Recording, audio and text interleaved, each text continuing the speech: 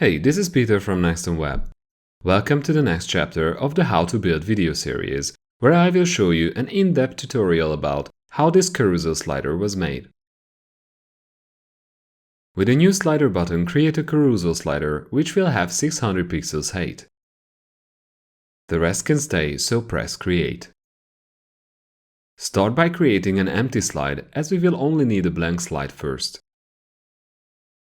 Between the layers you will find a transition layer, what you should put down into the slide. This layer has a hover effect, which replaces the first image with the second one. Pick the image you want to use. You can position this layer on top if you click on the content element and use its vertical alignment option.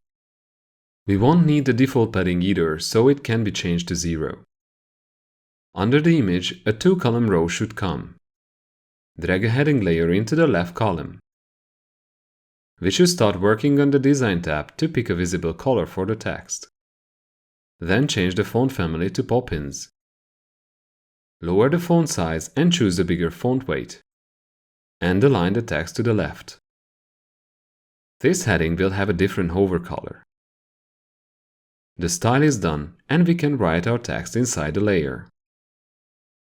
I will adjust the width of the columns to have enough space for the text to stay in one line.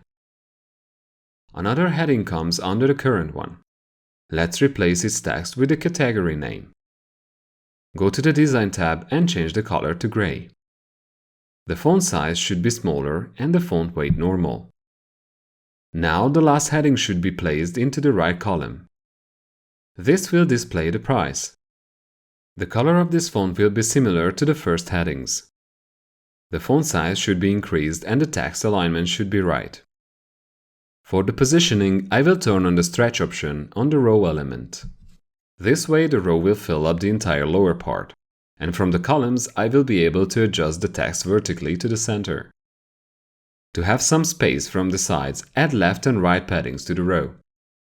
By pressing Shift, you can adjust both values together. The slide is complete and we can save it. It's a bit bigger than what it should be, so let's go to the slider setting to change that. You can find the carousel slider type settings under the General tab. The width of the slide should rather be 330 pixels and the height 440 pixels. Set the maximum pane to 1200 pixels. This value defines the maximum width of how far your slides can go within the slider. Lastly, we can add the border radius to the slides. Save the slider settings. Take a look at the preview in case you need to adjust the layers a little bit to the new size. Some slides can look a bit different, for example if you have a sale price for them. You might be familiar with Canvas editing mode. This mode allows you to freely move the layers, so it is useful when you want to have a layer on top of another one. Like this button on top of the transition layer. I will just replace the text and adjust the design. It will have the same font family the other texts have. The font color will be darker and the size smaller, but the weight will be bold. Pick a background color and adjust the padding. Always use EM values for canvas layers to have the best responsive behavior. This layer should also have some border radius. Now drag the button to its proper placement. Let's duplicate the price to show how big sale the product has. Change this value to $45 to indicate the original price. Modify the design to have a lighter color and a smaller text to keep the user's focus on the current price. In the More settings, you are able to add any custom CSS codes. In this case, it would be nice to cross out the old price. Apply the settings and you are done with this slide too. Save it and go to the slider settings. As the last step, we will set up the controls. Go to the arrows and choose the last one. The color of the arrows should match the colors of the texts. At the style settings, add padding and border radius to the arrows.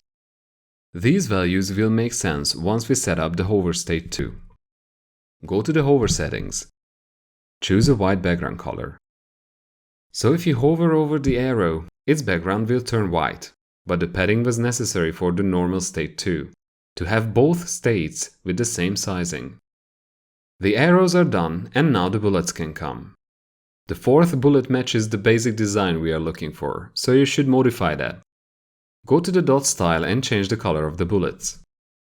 I will use the same color we used before, but the normal state will have a bit of transparency. So give a color to the active state too, and the slider is done.